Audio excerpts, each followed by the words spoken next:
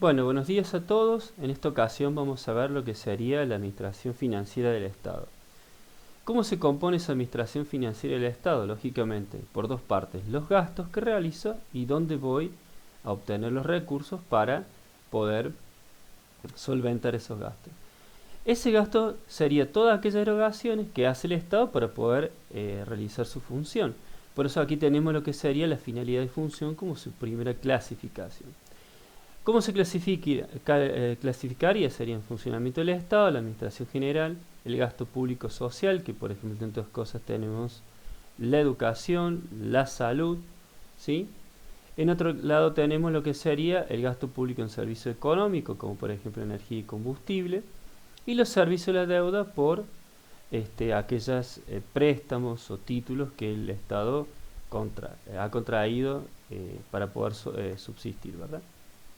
Vamos a lo que sería la clasificación económica, es decir, ese gasto público se clasifica en las erogaciones, en los gastos corrientes y de capital. ¿Cuál es la diferencia? Gastos corrientes siempre son de corto plazo y las erogaciones de capital son de largo plazo. Se dividen en operativos, financieros y transferencias. ¿Qué sería un gasto operativo? Para el funcionamiento de todos los días, por ejemplo, pagar un sueldo, pagar electricidad.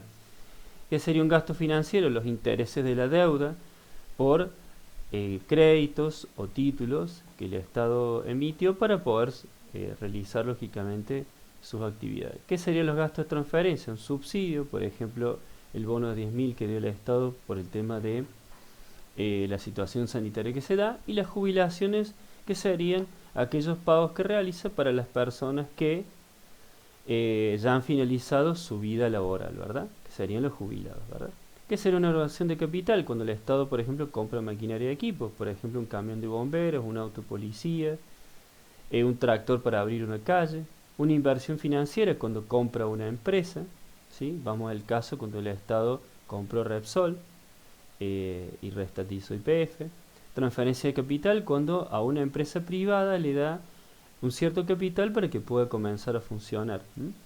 Y los aportes de capital del gobierno a empresas, es decir, por ejemplo, cuando una empresa le da, el Estado le da a una empresa, por ejemplo, un dinero, en el caso de Internet para Todo, por ejemplo, para que compre un insumo o para que compre, por ejemplo, servidores o algo para poder ampliar su red, ¿no es cierto? Bien, vamos a los recursos.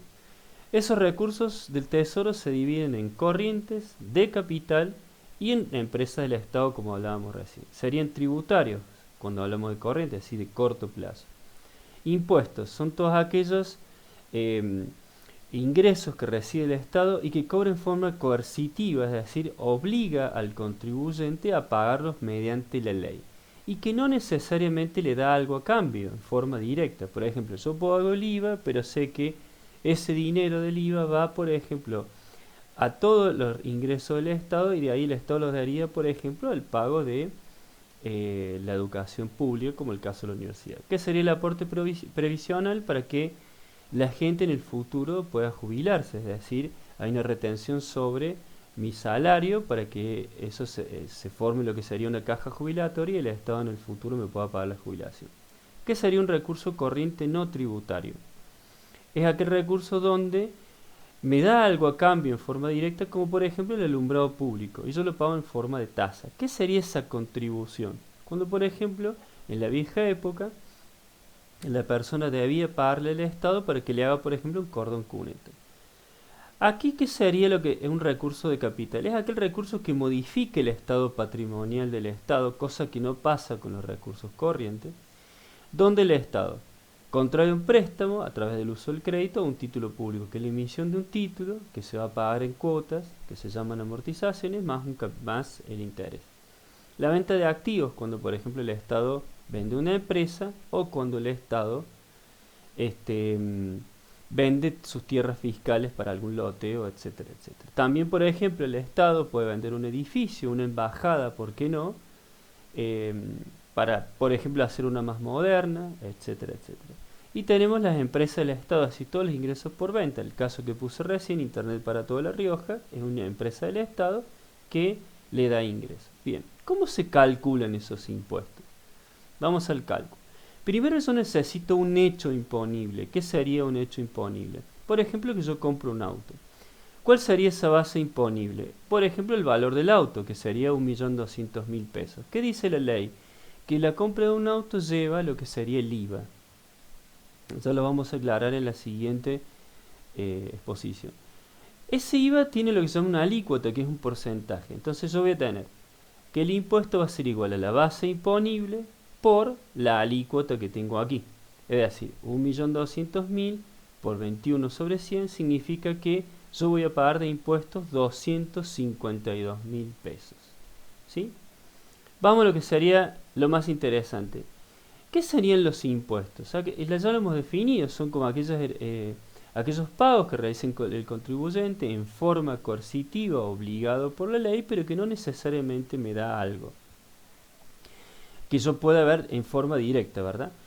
Bien, sobre el sujeto que recaen como división, directos, graban los agentes económicos, la propiedad, los ingresos y la ganancia. ¿Qué es una propiedad? Un auto. ¿Qué es un ingreso? Por ejemplo, un ingreso bruto que se llama así, de un negocio. Y las ganancias es la diferencia entre los ingresos y los costos de ese negocio que yo tengo, pero estoy grabando esa ganancia. Bien, aquí tenemos, por ejemplo, los ejemplos, ¿no? Ganancia, como hemos dicho, los activos patrimonio, que se llama, un auto, una casa, una lancha. La propiedad, lógicamente, es otra clase de impuesto cuando hablamos específicamente de una casa, por ejemplo. Acá activos, cuando hablamos de patrimonio, el impuesto general sería la suma de todos esos activos. Y los aportes y contribuciones, que sería, como hemos hablado antes, los ingresos que recibe el Estado para que la persona en el futuro pueda jubilarse. ¿Cuáles serían esos impuestos indirectos? Graban el consumo en general o las transacciones, es decir, la simple compra y venta de un bien está grabado, ¿sí?, por esta situación, que puede ser diversos bienes fungibles, pero también está incluido lo que sería un auto, por ejemplo, o una lancha, o algún bien que dure en el tiempo. No necesariamente son fungibles, pero sí son los más comunes. Está dividido en ingresos brutos, en impuestos específicos, en IVA y en el comercio exterior. En ingresos brutos, como habíamos dicho recién, tiene que ver con la transferencia de esos bienes que están grabados con esos ingresos, ¿verdad? Los impuestos específicos, que serían aquellos impuestos como por ejemplo lo que sería el tabaco y los combustibles y la yerba mate, por ejemplo, también. ¿Qué sería el IVA? El IVA están incluidos todos los bienes y servicios que se transan en el mercado de bienes, salvo por ejemplo algunos bienes como por ejemplo una casa, ¿verdad? Y el comercio exterior sería todos aquellos bienes que aparecen cuando el Estado comercializa con otros países, ¿verdad? Aranceles, que sería cuando yo importo un bien, y las retenciones cuando exporto. Bien, incidencia en la riqueza del contribuyente, que sería otra clasificación. Tenemos los impuestos, sean proporcionales cuando la alícuota impositiva es única para todos y hay una incidencia igual para todos, es decir, hay una proporción, todos pagamos la misma alícuota. Progresivo, cuando la alícuota positiva es mayor para una base imponible, es decir, si yo por ejemplo gano más, pagaré mayor, por ejemplo, impuesto a las ganancias, y hay una mayor proporción para mayor riqueza. Los regresivos, aquellos impuestos regresivos sería la alícuota impositiva que es decreciente para bases imponibles mayores, es decir, el Estado me cobra más impuestos para cuando tengo menor riqueza, ¿sí? Muy bien, con eso hemos finalizado. Nos veremos en el próximo video para ya realizar algunos ejercicios.